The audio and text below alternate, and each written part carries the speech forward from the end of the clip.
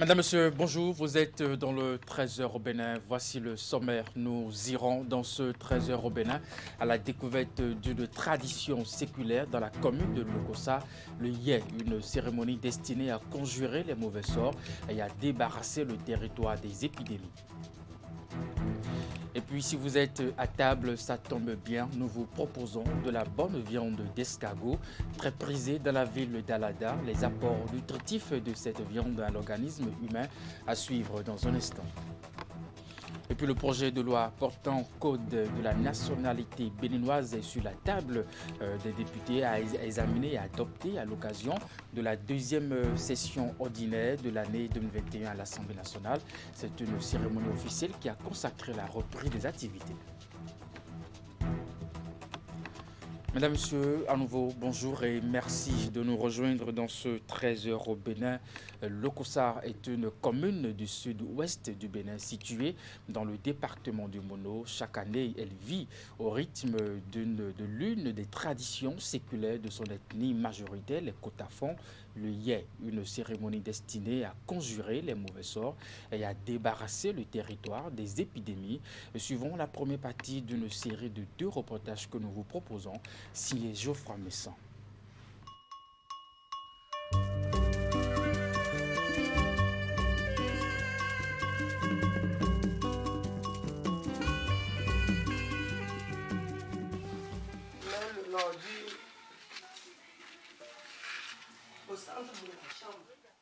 Une tradition que l'usure du temps et la modernisation tentent de faire disparaître, mais que certains continuent de perpétrer. Le Yé, Dame Nanvi, qui répond au nom de Justine Ankou, à l'état civil, en fait partie. Qu'il enlève toutes les maladies, les malédictions, les esprits mauvais, la maladie, les démangeaisons. Ceux qui poursuivent au nom. En cette matinée du dimanche 26 septembre 2021, en balayant dans le sens inverse sa chambre, en faisant mine d'enlever des toiles d'araignée et en regroupant au milieu de la chambre les tas de déchets collectés, Dame Nanvi exécute l'un des rituels du Yé.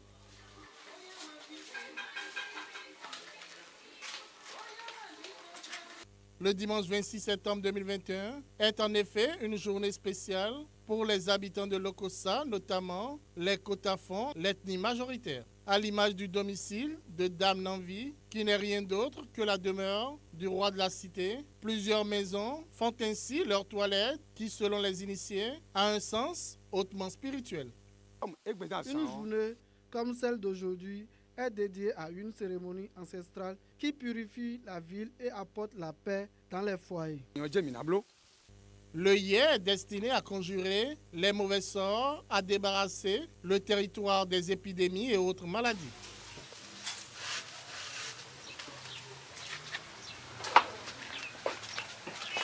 La suite des rites et rituels consiste à ajouter au tas d'ordures collectés dans chaque maison un peu de charbon de bois, puis 2 boules de pâte de 2 couleurs, dont l'une blanche et la seconde rouge, préparée à base de la farine de maïs. Cette mixture est appelée dja. Sur l'ensemble, rangé sur un panier végétal, 2 coris sont déposés après avoir été passés le long du corps. Le panier végétal et son contenu prennent ensuite la direction d'un sanctuaire situé au quartier Djetoenou.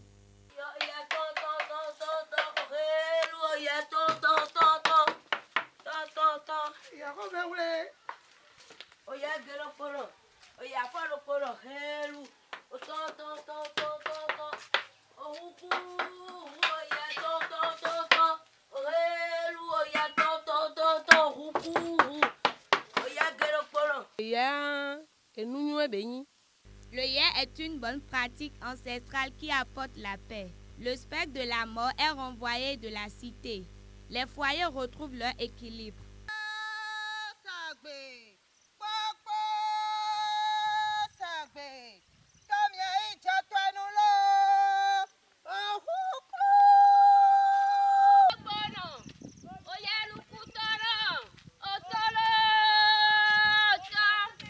Le déplacement s'effectue à pied, quelle que soit la distance. Seules les femmes ménopausées ont la charge du transport et du dépôt des paniers à Djetoenou.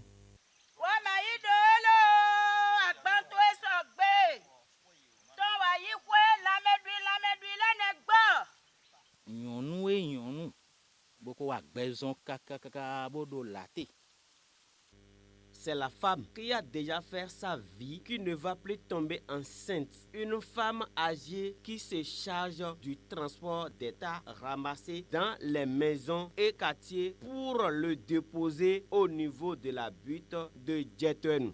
En absence d'une telle femme, l'homme le plus âgé capable d'effectuer le déplacement à pied peut le faire. À Djetouenou, il est organisé des libations après la collecte des offrandes dans la ville et le dépôt des dites offrandes au niveau d'une butte, la butte de Djetouenou.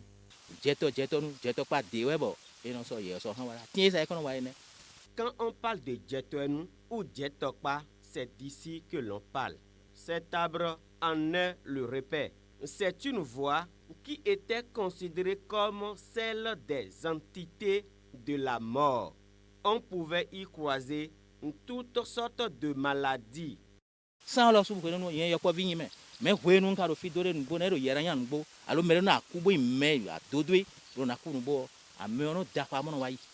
Quand j'étais petit, le décès d'une grande figure de la cité était précédé par des cris stridents qui longeaient cette voie jusqu'au bord de l'eau qui se trouve en bas. Tous les passants pouvaient entendre ces cris.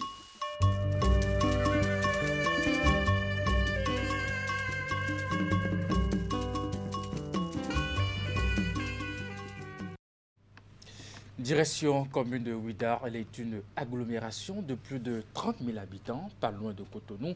Akadjamé, dans la commune de Ouida, semble être oubliée. Les populations manquent pratiquement de tout, notamment les services sociaux. Et vous allez le voir dans ce reportage. C'est une émission de Christian Dandédian et Deron Pévi.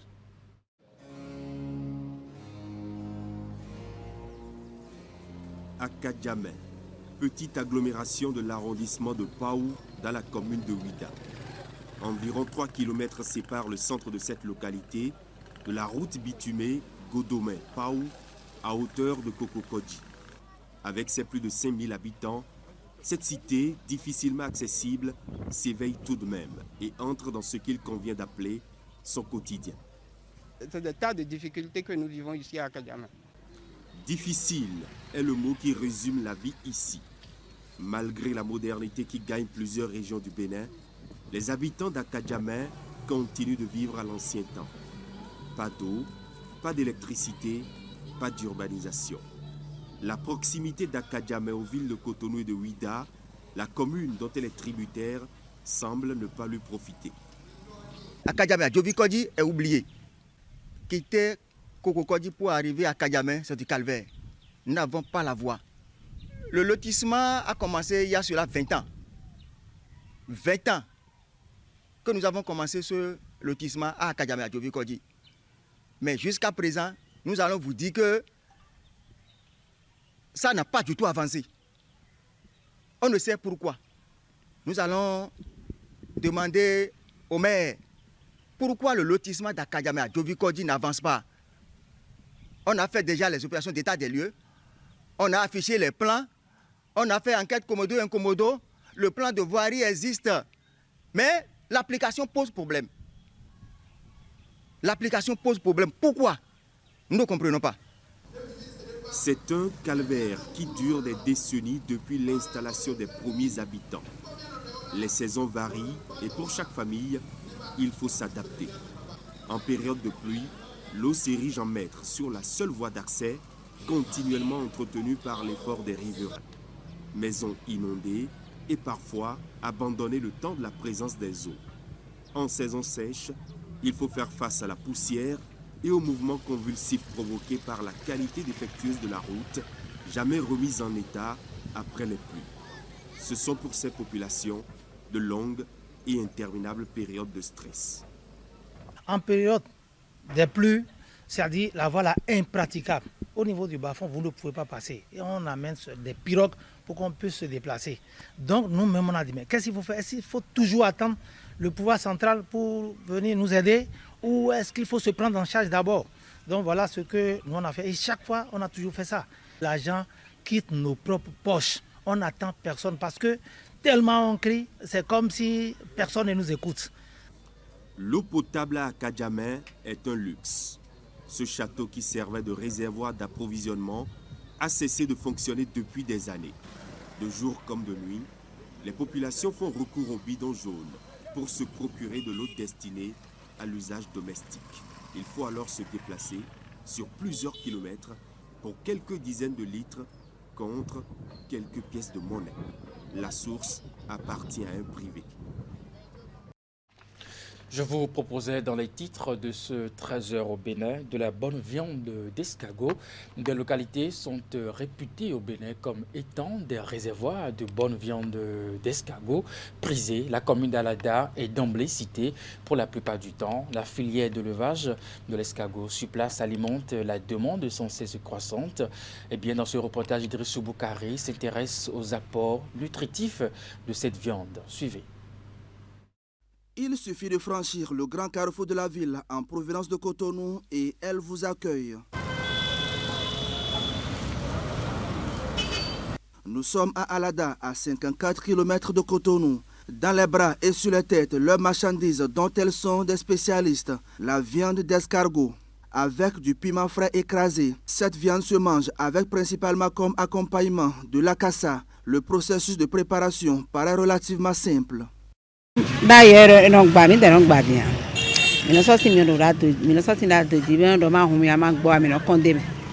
Avant, on cassait les coquilles pour extraire la viande. Mais maintenant, ce sont juste les petits que nous cassons.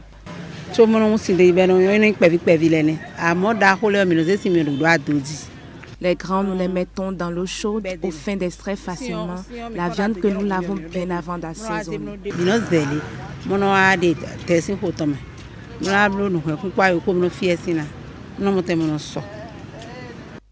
Mais où trouve-t-on les escargots pour obtenir ce commerce depuis tant d'années?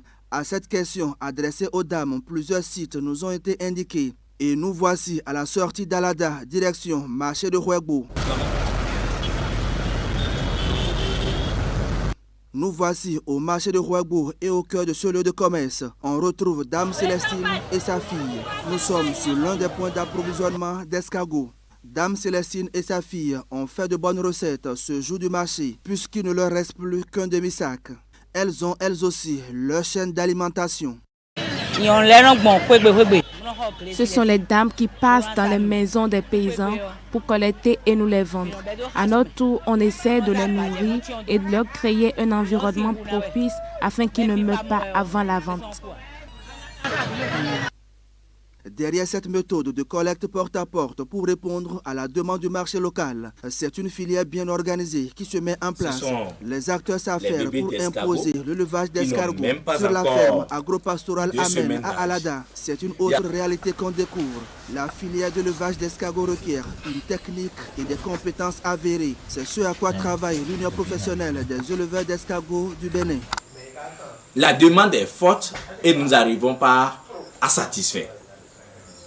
Donc, toutes ces idées nous ont permis d'élaborer des manières qu'il nous faut pour structurer le domaine, pour que la chaîne de valeur des escargots puisse être profitable aux éleveurs, aux intermédiaires, aux transformatrices. Beaucoup de Béninois affichent encore des réserves en ce qui concerne la consommation de la viande d'escargot. La question d'hygiène est souvent le principal argument. Mais en réalité, qu'apporte la viande d'escargot à l'organisme? Pour le savoir, nous avons rendez-vous avec un nutritionniste à Cotonou. C'est une viande qui apporte énormément de protéines. En termes de pourcentage même, la quantité de protéines qu'elle apporte est plus importante que celle que contient la viande de bœuf, la viande de mouton et tout ça. Nous avons en moyenne 17 à 18% de protéines dans la viande d'escargot. Et secondo, elle n'a pratiquement pas de graisse. Elle n'a pratiquement pas de graisse aussi, à l'inconvénient des autres viandes de porc, de bœuf, de mouton que j'avais citées, dont la composition va varier en fonction de l'alimentation. C'est une viande qui est pratiquement saine, pure, parce qu'elle est fortement liée à ce que les escargots que nous consommons eux-mêmes mangent. Vous voyez, les escargots sont des phytophages, c'est-à-dire qu'ils se nourrissent essentiellement de plantes, de végétaux. Donc, ils n'accumulent pas de graisse, ils n'accumulent pratiquement pas de déchets à l'intérieur. Nous allons revenir là-dessus.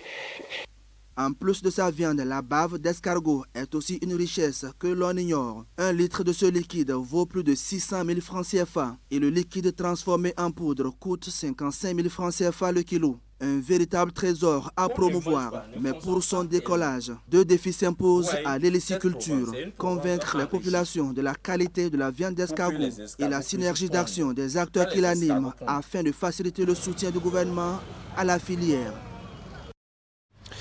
Après l'obligation faite aux personnes exerçant dans le domaine de la santé, notamment le personnel médical, paramédical, pharmacien, aides-soignants et autres, pour se faire vacciner contre la Covid, et le gouvernement étend sa mesure aux usagers des services publics. Désormais, si vous n'avez pas votre passe sanitaire, l'accès au ministère, direction, mairie et autres vous est interdit, tout simplement. Alors sur le terrain, comment cette décision est-elle mise en application? Nous avons fait un tour à la mairie d'Abomey-Calavi, c'était ce lundi. Et voici le constat. L'accès aux services publics, y compris aux collectivités locales, est désormais subordonné à la présentation d'une preuve de vaccination. Ainsi en a décidé le gouvernement pour lutter efficacement contre la propagation de la pandémie du Covid-19. Mais à la mairie d'Abomey-Calavi, ce lundi 25 octobre, l'observance de cette mesure n'est pas encore une réalité. À l'entrée, aucun dispositif de contrôle. Les usagers passent pour leurs diverses prestations. Je suis venu pour faire dépôt de signature. Il n'a pas demandé carnet de vaccination. Il n'a rien demandé. Est-ce que vous avez fait la vaccination? Non, je ne fais pas. Pourquoi? Je ne fais pas. Pourquoi vous ne le faites pas? Je suis protégé moi-même. Je ne vais pas faire ça. Qu'est-ce que vous protégez? Tu as vu le cache-nez, non? Il a dit cache-nez. Oui.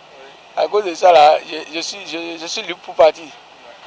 Bon, je ne sais pas comment ici ils sont en train de faire. Moi aussi, je viens d'arriver. Bon, personne ne m'a pas demandé au bord sur le portail, personne ne m'a pas demandé.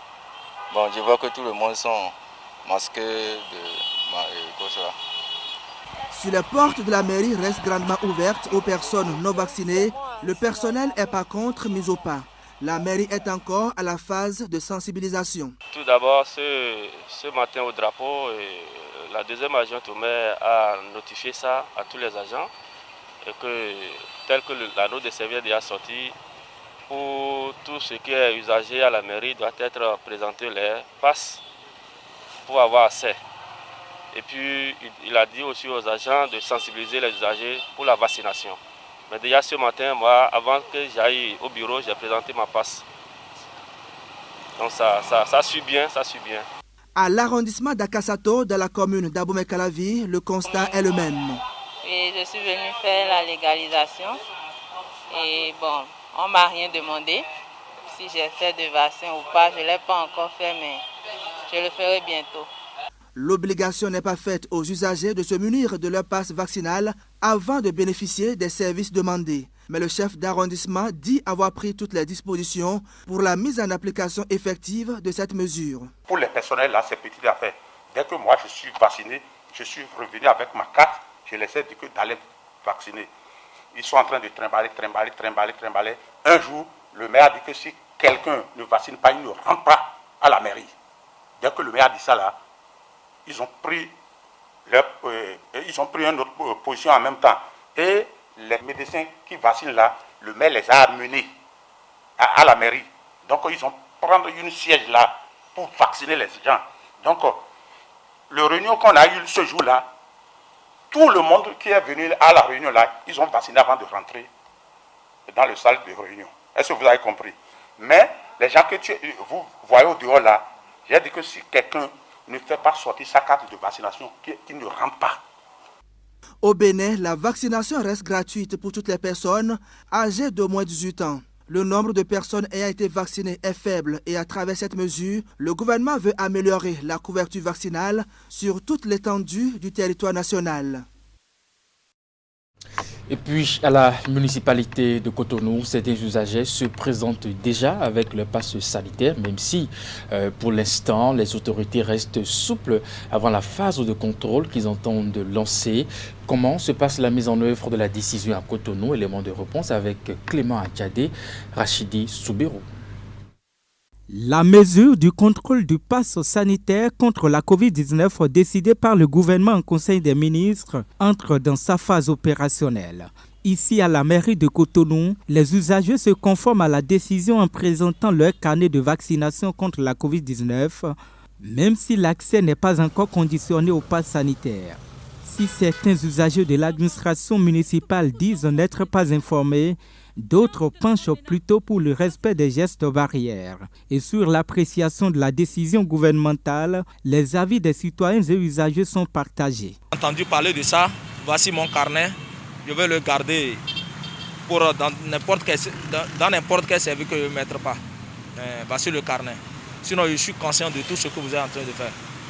Nous invitons tous les citoyens béninois qui doivent aller se vacciner pour trouver les cartes pour mieux circuler dans les services. On a dit que c'est celui qui veut qui va se vacciner normalement. Donc c'est à ta volonté. S'il n'y a pas sanitaire, ça veut dire que ce n'est plus à ta volonté. Donc tout le monde n'est pas... Parce que je suppose que je suis déjà atteint par la maladie et je me suis vacciné encore. Ça veut dire c'est autre chose ça. Je pense que le mieux, qu'on se lave les mains et que l'on passe sa cache-nez. Quand ça va rentrer dans les guichets là, je suppose la SBE par exemple, celui qui veut payer la facture, il vient à la SBE, on ne lui demande pas sanitaire, il n'a pas sanitaire, là il ne peut pas payer. Donc les coupeurs iront les couper encore et ça va encore créer d'autres dégâts. Donc il y a perte encore pour l'État. Le gouvernement l'a dit, si tu es un citoyen, c'est normal de faire ça. Et c'est tout le monde qui est en train de faire. Moi, j'ai déjà fait pour moi. Oui, c'est mon carnet ça. J'ai déjà fait pour moi. Donc si tu es citoyen, normalement, ce que le gouvernement dit, tu dois respecter. N'importe l'endroit où je vais, je circule normalement, tel que je veux. Même sérieux, je peux aller, sans gêne. Au niveau du 8e arrondissement de la ville de Cotonou, comme dans les autres services municipaux, les autorités entendent poursuivre la sensibilisation des agents administratifs, mais aussi les usagers de l'administration publique. Excusez-moi le terme, le béninois est un peu têtu. Ils ont procédé par 1000 manières pour nous sensibiliser afin qu'on prenne conscience, afin qu'on voit l'enjeu, la gravité de la maladie, pour que chacun aille se faire vacciner. Mais jusqu'à présent, il n'y a pas eu trop de choses là, de bonne volonté pour pouvoir faire choses. Donc, moi, personnellement, j'ai déjà fait. Et tous mes collaborateurs qui en ont fait déjà dans l'arrondissement. Et quant aux administrés, j'ai mis un agent de police municipale au portail pour faire choses. Mais pas à 100%. Mais dès lors que cette décision est prise par l'État, par le gouvernement, je vais mettre encore plus de rigueur pour tous ceux qui vont passer par le portail pour accéder à mon arrondissement. Tout le monde n'a qu'à se faire vacciner parce qu'il n'y a pas de mal à ça. Les populations n'ont qu'à prendre conscience pour ne pas suivre tout ce qu'on raconte sur les réseaux sociaux et choses. En attendant la mise en place du dispositif de contrôle du pass sanitaire au niveau des 13 arrondissements de la ville de Cotonou, les autorités municipales invitent les usagers à aller se faire vacciner. Et pour appliquer la décision dans un cadre légal et réglementaire, le maire Luc Ossetonji Atrokpo a déjà pris un arrêté municipal devant faciliter la mise en œuvre de la décision gouvernementale. Et dans la lutte contre cette pandémie, on constate un relâchement dans le respect des gestes barrières pouvant réduire le risque de contamination. Le constat reste le même dans les bus estudiantins de l'Université d'Abomey-Calavi qui transportent des centaines d'apprenants par jour. Ingrid Gay et Henri Ganti sont allés voir de plus près la situation. Voici le reportage qui porte la voix de Assiomo Kanyasiomo. Des étudiants assis ici à l'arrêt bus de l'Université d'Abomey-Calavi à attendre l'arrivée des moyens de transport pour rejoindre leur domicile. Aux environs de 12h45, ces bus font leur apparition. Quelques minutes plus tard, les voici à bord des bus bondés, exposés au risque de contamination à la pandémie de Covid-19. Qu'est-ce qui peut expliquer ce non-respect des gestes barrières en ce haut lieu du savoir? Au lieu de 6 bus, nous sommes actuellement à 5 bus où nous sommes obligés de faire voyager tous les étudiants qui viennent de divers horizons. En cette période de Covid, les gestes barrières ne sont pas respectés parce qu'il y a des embauches dans les bus. Sur les sièges, nous sommes à 4. C'est-à-dire quand tu es assis, tu peux prendre d'autres personnes sur toi. S'il y a jumelage et il y a essai d'effectifs, les sièges de 3 personnes portent jusqu'à 9 personnes. Ce qui fait que ça soit assis ou debout, on est vraiment coincé. On les reconnaît dans la circulation par leur surcharge. Des bus de 50 places qui prennent des fois plus de 100 passagers. Si pour certains, les gestes barrières ne sont pas du tout respectés, d'autres estiment que des efforts sont faits, mais insuffisants. La distanciation, vous savez que nous sommes dans les bus, cela n'est pas totalement respecté. Parce que si vous asseyez, vous êtes côte à côte. Mais les autres mesures barrières à la pandémie sont respectées à la règle. À ce jour, et selon les explications des étudiants, l'université d'Abomey-Calavi ne dispose que de 5 bus qui peuvent être réduits à 2, voire 1, en cas de panne. Les responsables du Centre des œuvres universitaires et sociales contactés n'ont pas souhaité se prononcer là-dessus. Excédés par la situation, les étudiants appellent les autorités au secours. On a besoin de bus parce que physiquement on souffre. Supporter le poids d'un autre, à chaque fois, à chaque voyage, c'est vraiment pitoyable pour nous. Il faut que l'État fasse quelque chose pour pallier à ça. J'aimerais demander aux autorités de bien vouloir nous aider à avoir un peu plus de matériel roulant, qu'au moins chaque ligne ait son bus.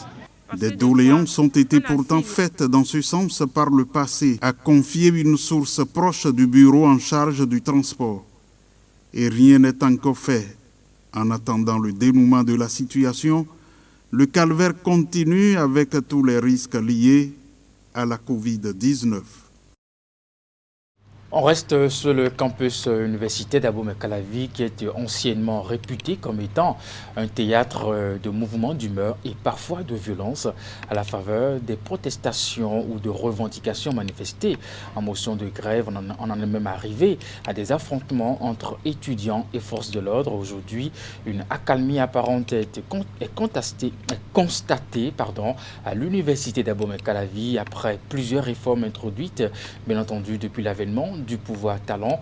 L'impact de ces différentes mesures, notamment celles établissant les élections de représentativité entre les organisations étudiantines, est évoqué dans ce reportage de Wahab Alikpara. Les luttes estudiantines au Bénin datent des lustres et leurs résultats d'hier à aujourd'hui ont véritablement marqué les esprits. Les changements dans les conditions de vie et d'études des apprenants qui certes ont évolué en dents de scie sont à mettre à l'actif des mouvements estudiantins. À côté des moments de gloire de ces combats des étudiants, beaucoup sont restés critiques sur la manière de les mener. Les reproches portent en effet sur les dégâts occasionnés par les mouvements syndicaux sur le campus, où l'on cite pêle-mêle la mise à sac des biens publics et ceux des particuliers, les casses à l'intérieur du campus et les violences exercées sur camarades étudiants, enseignants et forces de l'ordre. Le sang a coulé par moments et par endroits. Autant de pertes en vies humaines ont été enregistrées. Je voudrais dire que le respect des libertés individuelles et collectives n'emporte pas sur l'ordre public. Dans la perspective de conjuguer ces excès au passé et surtout inculquer une certaine méthode de la lutte syndicale à la communauté estudiantine, le régime en exercice a décidé de revoir les choses. D'abord, on a appuyé sur stop et les organisations estudiantines très vite ont été interdites d'activité. L'exécutif a fait actionner le décret 2016-616 du 5 octobre 2016 portant interdiction d'activité des fédérations, unions, associations ou organisations fêtières d'étudiants dans toutes les universités nationales du Bénin. Bien qu'abasourdis aux premières nouvelles, les coups de gueule n'ont pas manqué chez les camarades de l'UNEB, de l'APNEB et de l'UNICEF. Un an plus tard, le gouvernement revoit sa copie et revient avec un certain nombre d'exigences qui prennent l'allure de critères.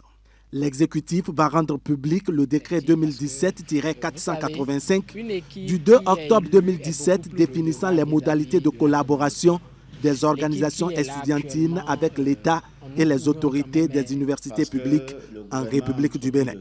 C'est là que va naître désormais le critère de représentativité comme unique condition pour parler et négocier au nom des étudiants. 30% pour s'asseoir aux côtés des autorités rectorales et 40% pour valider son siège autour de la table de négociation avec le gouvernement. Le 9 juillet 2018, la première consultation exigeant la représentativité va connaître le jour, une consultation qui a vu venir en première position l'Union nationale des scolaires et étudiants du Bénin avec 49%, pendant que la FNEB, la Fédération nationale des étudiants du Bénin, se frotte les mains avec 42%. À l'expiration du mandat en cette année 2021, l'exercice a été renouvelé et cette fois-ci, c'est seulement la FNEB qui a franchi la barre des 40% de représentativité. Elle est créditée de 69% des suffrages exprimés et devient du coup la seule organisation estudiantine audible devant l'État et les autorités rectorales de l'UAC. On en vient maintenant à se poser la question de savoir l'impact de cette représentativité dans la lutte syndicale au campus. Qu'est-ce que la FNEB peut brandir comme fruit de son combat en tant qu'unique organisation estudiantine audible pour les 3 prochaines années? Qu'en est-il de la question du financement et autres subventions qui téléguident le fonctionnement des associations d'étudiants? Les moyens de la Fédération nationale des étudiants du Bénin sont-ils à la hauteur des ambitions des uns et des autres? Comment obtenir le salut tant souhaité par les étudiants béninois en général et ceux de l'université d'Abomey-Calavi en particulier? Bien malin qui pourrait faire cette omelette sans casser les œufs. Et pour finir ce 13h au Bénin, direction Porte-Novo, ouverture de la deuxième session ordinaire de l'année 2021 à l'Assemblée nationale. C'est une cérémonie officielle qui a été consacrée à cette reprise des activités des députés. Pendant la session, plusieurs dossiers comme le projet de loi portant code de la nationalité béninoise seront examinés et adoptés. À l'ouverture de la session, le président de l'Assemblée nationale s'est réjoui du climat démocratique qui prévaut au sein du Parlement. Dans toute la solennité requise, la deuxième session ordinaire de l'année 2021 s'ouvre ce mardi à l'Assemblée nationale. Et la tradition parlementaire est une fois encore respectée. Le président de l'Assemblée nationale reçoit ici les honneurs dus à son rang. La session sera essentiellement consacrée à l'étude et au vote du budget général de l'État. À l'occasion, les députés auront également à examiner et à voter le projet de loi de finances pour la gestion 2022. À ce sujet s'ajoute une quarantaine de points inscrits à l'ordre du jour de la session, dont l'examen de plusieurs projets de loi et autres dossiers. Vous aurez à étudier le projet de loi portant code de la nationalité béninoise, le projet de loi portant loi organique sur le Conseil économique et social, le projet de loi portant statut des magistrats à la Cour suprême, le projet de loi portant octroi de pensions et autres avantages aux anciens présidents des institutions prévues par la Constitution, le projet de loi portant statut du barreau de la République du Bénin, et ensuite vous aurez à étudier des rapports d'enquête parlementaire sur diverses affaires et des questions orales au gouvernement, etc.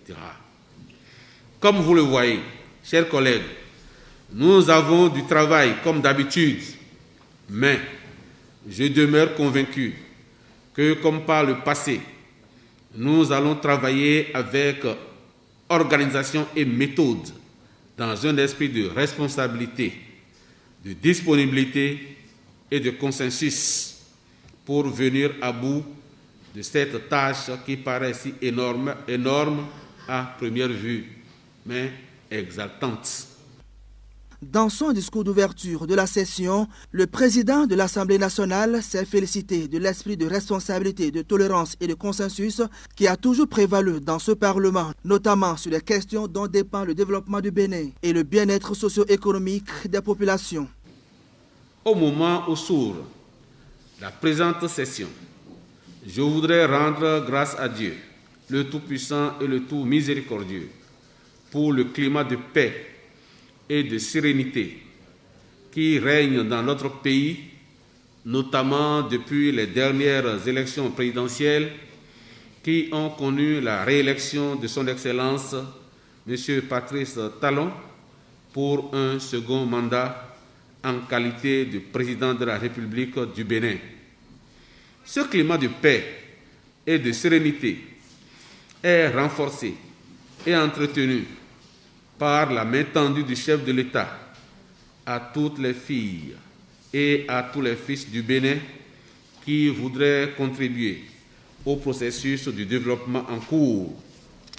C'est le lieu de saluer la rencontre conviviale et salutaire entre le président Patrice Talon et son prédécesseur, le président Boni Yayi, après plusieurs années de tensions politiques et sociales.